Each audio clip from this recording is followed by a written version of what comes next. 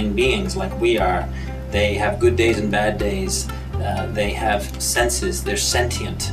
And so we need a new way of thinking about animals.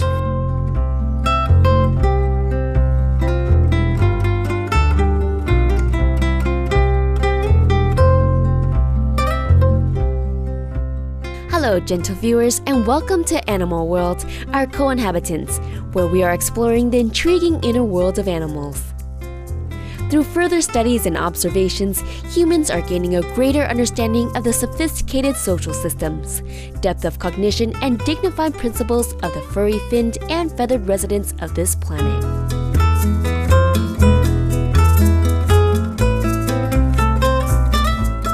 International #1 best-selling author of the books The Birds in My Life, The Dogs in My Life, and The Noble Wilds, Supreme Master Ching Hai has often spoken about the highly sentient and noble beings we call animals.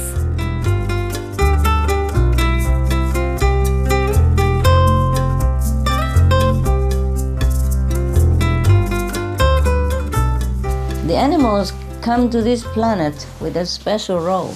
Many of them are able to bring down divine power from heaven, or love, yes, just through their presence, because they are very connected with the divine at all times. Some, like horses and rabbits, can protect their human caregivers from negative influences or boost them with good health, good luck, even material fortune, joy, or spiritual upliftment. They watch out for us quietly and humbly send blessings our way. Some of them are from higher levels of consciousness. They only came down in animal form to help humankind or other beings on earth.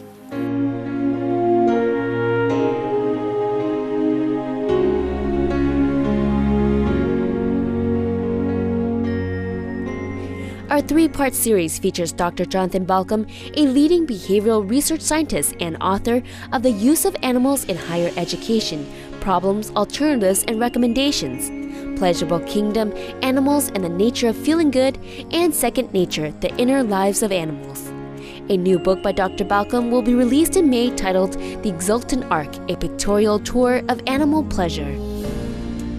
As a respected speaker, Dr. Balcombe has traveled around the globe, giving presentations and raising awareness about the values, psychology, intelligence, and emotions of our animal friends. He has written numerous scientific papers and articles published in prestigious academic journals and magazines, such as the Journal of Applied Animal Welfare Science, British Medical Journal, Journal of Consciousness Studies, Animal Behavior, Canadian Field Naturalist, and many others. Dr. Balcombe has said, as science continues to make new discoveries about animal minds and feelings, I hope it strikes a chord for more considerate, ethical treatment of animals. In an article titled Jonathan Balcombe, Stop Being Beastly to Hens by James Randerson in April 2010 for the United Kingdom's newspaper Guardian, the question on whether animals have any kind of moral responsibility was posed to Dr. Balcombe. He answered, absolutely. One of the frontiers of science is the study of virtue in animals. Increasingly, it's coming to light that animals have a moral awareness, or a moral consideration about how they behave. This is particularly the case with social animals, who've evolved to live in groups. Living in groups is full of compromise. You give and take, and you want to sustain good relationship with others. Or you may be an outcast, and that's not in your self-interest. So one can make genetic arguments for the evolution of virtue and moral behavior. Certainly, we manifest it in many ways.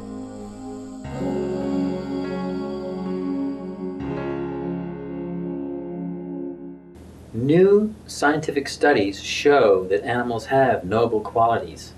If you think about the importance of being nice when you live in a group, you will appreciate that other animals need to be nice to each other, because many animals live in groups. They live in populations, they have communities, they have societies. It behooves you to be polite, to be respectful, to be restrained, to be nice, and to be good. And animals show that. Animals show consideration for each other. Studies show that rats, for instance, will spontaneously, without any reward, without anyone telling them to, if they see another rat in distress, they will act to bring them out of that distress. If they're in a harness, they will help to remove them. If they are locked out of somewhere, they will try to open the door so they can get through. Chimpanzees and monkeys also, if they work together to get something, they will share food. You put them in cages, which is very sad. They will pass food through the cage walls to each other to make sure the other one gets enough food as well. It's virtuous behavior.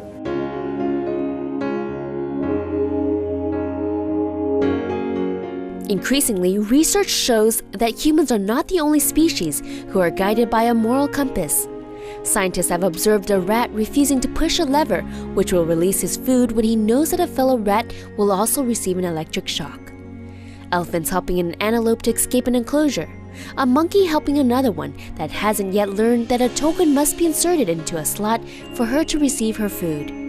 There are also accounts of dolphins and whales coming to the aid of humans stranded at sea.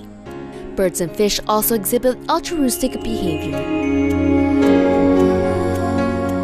There is over 300 species of birds help at the nest, where individuals who are not going to raise any of their own young will help other parents raise their young. Usually they're relatives, but not always. There are cichlid fishes in Africa who do the same thing, not even related to the parent fish. They help them raise their young. We also have examples of midwifery, wet nursing, nannying, and babysitting in nature among various species. We even have a new term in biology based on the behavior of Seychelles warblers, which have been shown that grandparents will help their offspring's young. So they're helping 2 generations down. So we have a new term in biology, grand chicks. Professor Mark Bekoff, an ecologist at the University of Colorado in Boulder, Colorado, USA, stated in an article, "Animals can tell right from wrong." The belief that humans have a morality and animals don't is a long-standing assumption, but there is a growing amount of evidence that is showing us that this simply cannot be the case. Just as in humans, the moral nuances of a particular culture or group will be different from another, but they are certainly there. As such, the principles of fairness and equality are also appreciated in the animal kingdom.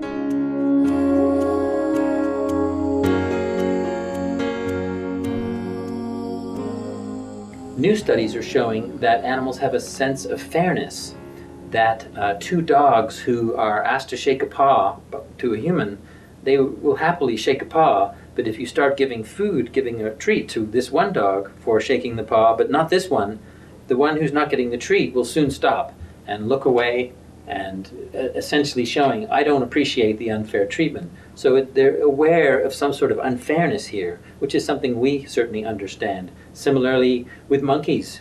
If both monkeys are getting cucumbers, they like to eat cucumbers. They're happy we'll take them. But if you suddenly switch to grapes with this monkey, they really like grapes even better than cucumbers. This monkey will no longer accept cucumber, will hand it back or throw it away and hold a hand out looking at the other monkey, you know, why am I not getting grapes? I'm doing the same thing. So these are clever biology studies that show that animals also have a sense of fairness. They appreciate being treated respectfully and fairly and equally to others, just as we do. Dr. Franz de Waal, a primatologist from the US-based Yerkes Regional Primate Research Center at Emory University, did a long-term study on a monkey named Mozu, which reviewed virtuous behavior in animals. Mozu was a Japanese macaque, a monkey, similar to these animals on the cover of my book. And Mozu was born with a very, very severe physical disability. She had no hands and she had no feet. And you think of a monkey, pretty much any animal, but certainly a monkey, no hands, no feet, no climbing, no grasping of food. This animal's not going to live very long. Mozu actually lived a long life and raised 5 young, which is more than most females will do in a macaque society. She couldn't have done it by herself. She relied and benefited from the goodness of others who helped her, fed her, did favors to her. Virtuous behavior. Animals are often thought of as purely instinctual creatures whose only focus is on their survival. However, this misconception is being dispelled more and more through the numerous studies of animal behavior, which shows animals acting out of charity and kindness. Let me just give you one story about chickens that I think is pretty intriguing and revealing. One of the calls that chickens make is made only by roosters. It's called a food solicitation call or a come hither call, and it's intended for a hen. And it's been shown roosters will never make this call if there's no hens within sight. It's for their benefit. And hens are very tuned into these calls. The hen's nearby, she hears this call, she comes running. And the rooster typically only makes this call when he's found some morsel of food. So the hen comes running and the rooster's very gallant. He sort of points it out and steps back. And often the hen will find it and she'll eat it.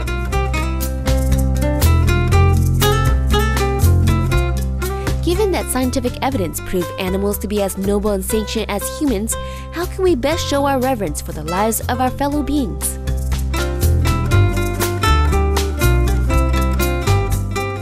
One of the reasons I admire Supreme Master Ching Hai is that her message is that we need a new relationship to animals as well. We need to stop eating them, putting them in our mouths. We need to respect them and love them and celebrate that they are also part of this rich planet that we live in.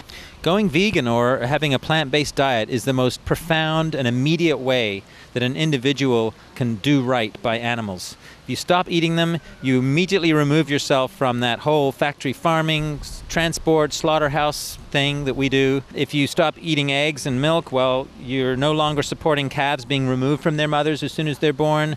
Anne Frank said, "Isn't it wonderful that we needn't wait another moment before changing the world for the better?" I love that sentiment because becoming vegetarian or vegan is an immediate way that you can save animals' lives every day, every week of the year.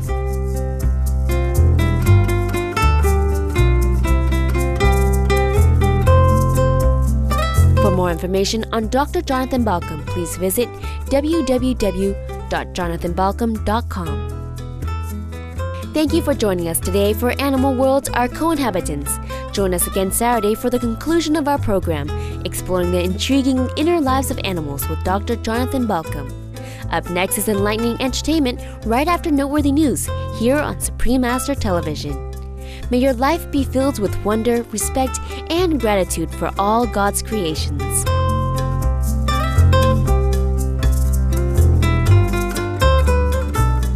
For more details, please visit www.suprememastertv.com/AW.